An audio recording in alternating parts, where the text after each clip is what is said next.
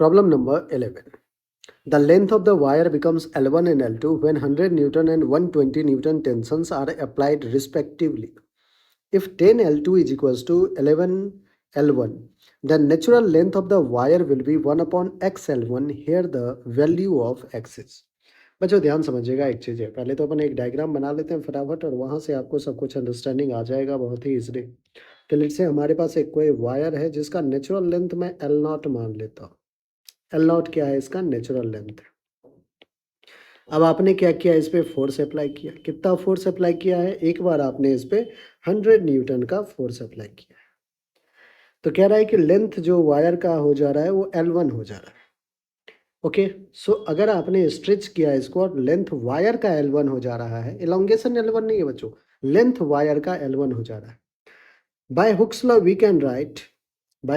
Can write कि applied force F is equals to spring जो wire का length है उसका लेंथ कांस्टेंट को स्केल ले लेते हैं into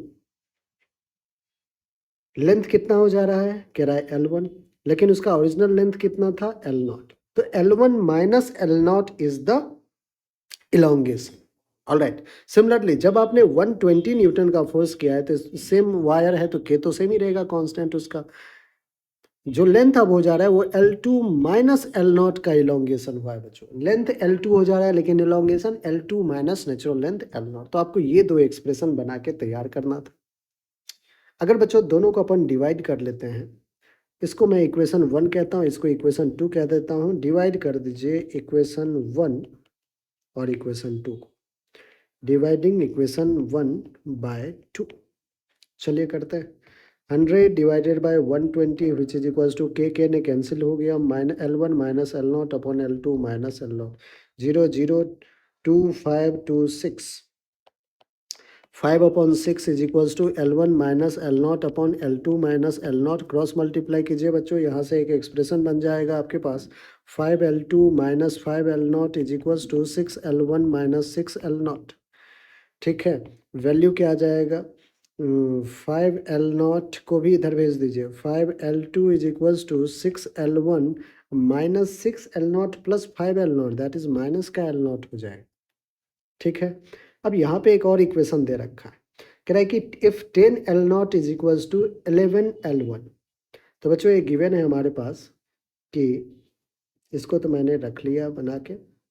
if 10L2 is equals to 11L1, ये दिया है ना? हाँ, 10L2 is equals to 11L1। तो बेसिकली अपन क्या करते हैं, L2 की वैल्यू लिख लेते हैं 11L1 बाय 10। मैं कहता हूँ कि यहाँ पे इसमें पुट करते हैं इस इक्वेशन में 5 टाइम्स ऑफ L2 को मैंने लिखा 11L1 by 10 is equals to 6L1 minus का L0। 5 1 जा 5 2 जा 11L1 by 2 is equals to 6L1 minus L0। L0 को इधर लेके आ जाओ, L0 आ जाएगा 6L1 माइनस का 11L1 बाय 2। सॉल्व कीजिए तो आ जाएगा 6 2 जा 12, 12 minus 11 that is 1। L1 by 2 is equals to L0। कह रहा है कि जो नेचुरल लेंथ है क्वेश्चन में देखिए कि the natural length of the wire will be 1 upon x times of L1। तो फाइंड वैल्यू ऑफ x। तो 1 upon x times of L1, यहाँ पे x की वैल्यू जो है वो तो 2 है। ठीक है, इसी को अगर आप 1 अपॉन x L1 लिखोगे, L1 कैंसिल और x इज इक्वल्स टू क्या आ जाएगा? 2, और 2 हमारा बिल्कुल करेक्ट ऑप्शन। ठीक है बच्चों, तो इस पूरे एक्सरसाइज 1 में इलास्टिसिटी पे बेस्ड जो क्वेश्चन था वो हमने सारा का सारा कर लिया है। सारा का सारा आपको इस चैनल पे मिल जाएगा from question 1 to question number 11। यहाँ तक हमारा इलास्टिसिटी टॉपिक पे था। ठीक है, जेई मॉड्यूल का क्वेश्चन है। और नेक्स्ट जो हमारा है कैलोरीमेट्री, उस पर हम एक सीरीज में फिर से बना के देंगे। ठीक है।